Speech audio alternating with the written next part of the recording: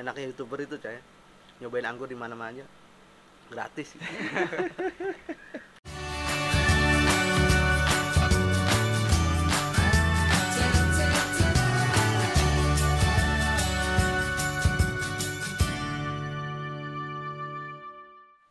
Ya halo semua, kesempatan ini kita kedatangan Om Yadi Choi yang udah terkenal banget di YouTube ya. Pokoknya Om Yadi Choi ini akan berbagi pengalamannya di dunia anggur, pokoknya berbagi tips-tips juga buat kebun papa muda yang baru memulai pokoknya. Kita perkenalkan Om Yadi Choi. Halo coy, apa kabar coy? Kali ini gue di channel Kebun Papa Muda. Kebun Papa Muda. Oh, Kebun Papa Muda. Iya. Oke. Jangan lupa subscribe ya Kebun Papa Muda. Biar terus muda Om ya. Iya. Oke Om. Oke. Boleh rapat sini Om. Oke. Kira-kira nih dari Kebun Papa Muda harus melakukan apa nih Om? Kira-kira ada saran nggak dari Om? Gitu, kekurangannya di mana? Kalau ngomongin kekurangan ya, saya sendiri juga masih kurang sebenarnya. Cuman ini share dari pengalaman saya muter-muter dari kebun-kebun anggur yang saya datengin ya. Untuk pemula sih ini udah bagus banget, sampai berbuah itu udah bagus banget ya. Apalagi ini ada berapa nih? Ini buah di bawah gini udah menyenangkan banget. Di atas kan lumayan nih banyak. Lumayan 100 lebih Om kalau ini. Ada 100 dompel tuh. Pemula udah 100 dompel. Kira-kira udah berapa tahun ini? Saya mulai tanam ini Agustus 2019. Oh, Agustus 2019. Berarti udah lumayan. 2020 malah. 2020, Agustus 2020. Oh, Baru 2020 1 tahun. baru 1 tahun ya. 1 tahun udah lumayan. Saya nyoba iseng di rumah juga ya biar bisa ngonten kayak Om ini. Emang harus benar-benar fokus gitu. Kalau kita punya anggur di rumah itu emang ada sentuhan khusus untuk pohon anggur itu. Karena apa? Kita bisa lihat day to day gitu loh. Jadi perubahan itu day to day gitu. Kayak ngerawat anak sendiri. Nah emang bener, Iya. ya sama gitu. Ngerawat bibit anggur tuh kayak ngerawat bayi bener-bener gitu. Jadi benar-benar diperhatikan tiap hari gitu. Ini kekurangan unsur apa gitu. Kesehatannya. Ya kesehatannya, unsurnya apa yang kurang. Paling susah tuh saya ngerawat, ini menurut versi saya ya. Menurut versi saya ngerawat di pot itu agak susah. Kira-kira kekurangan unsur daun pada keriting. Saya nggak tahu itu penyakitnya apa, itu nggak tahu gitu. Akhirnya lihat lagi flashback dari konten-konten yang saya lihat itu. Oh, kurangan unsur ini, akhirnya saya coba ini. Saya kasih dosisnya sekian.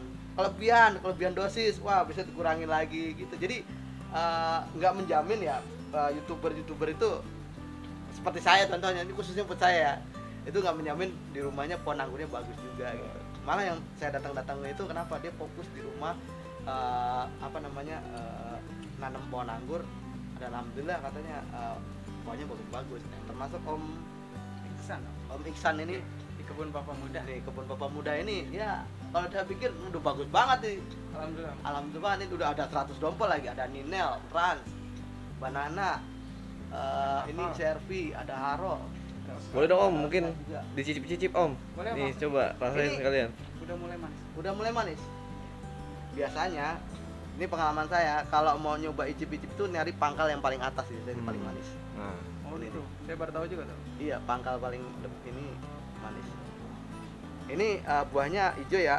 Nggak tahu ini semburat merah atau nggak tahu jenisnya Ada apa pakai beberapa tapi yang trans juga. Ada yang semburat merah, Ini baru ada yang mulai hijau keluar. gitu. Kita tes dulu ya. Bismillah.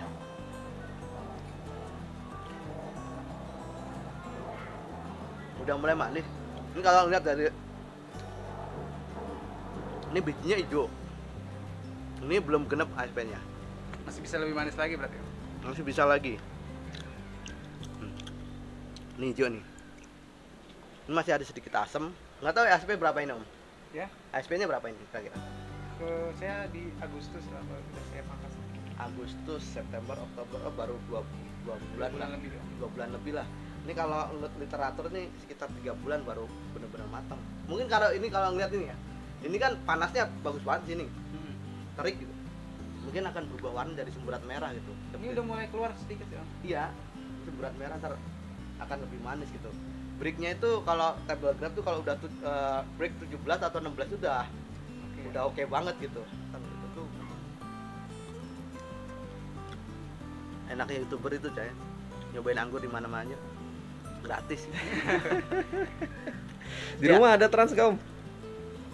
Saya nggak tahu, saya nanam teran berkali-kali, saya nanam teran. Bahkan pertama kali yang saya tanam itu ya, waktu saya lihat pameran di dulu ada pameran apa namanya pameran di lapangan Banteng itu kan ada juga ada pameran-pameran pohon-pohon buah sama hewan-hewan gitu ya. Saya pengen banget beli teran. Ternyata saya yang nanam akademik. Saya pulang, saya tanya temen punya teran, saya tanam kan. Saya tanam sampai sekarang pun saya berkali-kali nanam trans nggak pernah jadi. Saya nggak tahu nih, mungkin nggak jodoh sama trans, tapi akademik saya udah buah, Jupiter saya buah, terus Baru Nina trans saya ya, buah, masih tapi penasaran. trans saya penasaran gitu. Ini saya ngelihatnya buahnya kenapa ya cakep gitu. Karena apa yang saya lihat pertama kali saya ide ngonten itu adalah saya lihat Trans. iya trans kebun Trimakno itu di Roban Grape itu kayak trans buahnya banyak Buahnya banget cakep. gitu, banyak dan gompolannya ratusan gitu dan cakep, buahnya hijau, terus ada yang semburat merah juga, dan saya pengen gitu, tapi sampai sekarang kagak jodoh sama trans. Tolong dong kasih tips dong kalau yang punya trans gimana Om? Mungkin harus di grounding. Di grounding? Iya, coba. Oke, ntar saya coba grounding ya. Iya. Oke, buat teman-teman yang lain, youtuber yang lain selain Om Yadi Choi, kita terbuka ya kebun Papa Muda. Boleh deh youtuber datang ke kebun Papa Muda. Kita tunggu pokoknya kedatangannya.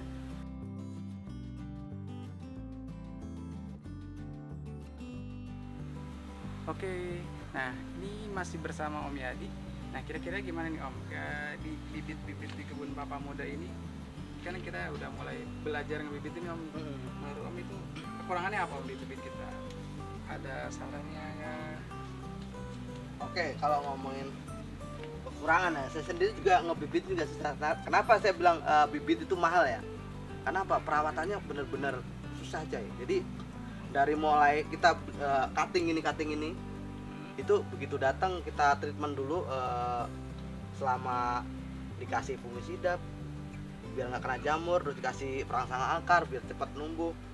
Itu prosesnya memakan waktu coy, dari di proses untuk bikin kalus aja bisa 2 minggu lebih. Setelah itu baru di grafting itu juga belum tentu ini Om, belum tentu Sebulan. iya, belum tentu seprut juga itu, kadang gosong gitu. Syukur-syukur entrasnya gosong tapi apa namanya rootstocknya hidup, itu lebih bagus, masih ada kesempatan untuk di grafting kedua gitu. Tapi kalau dua-duanya angus itu bener-bener Om, terus Kayu bakar. iya jadi kayu bakar gitu.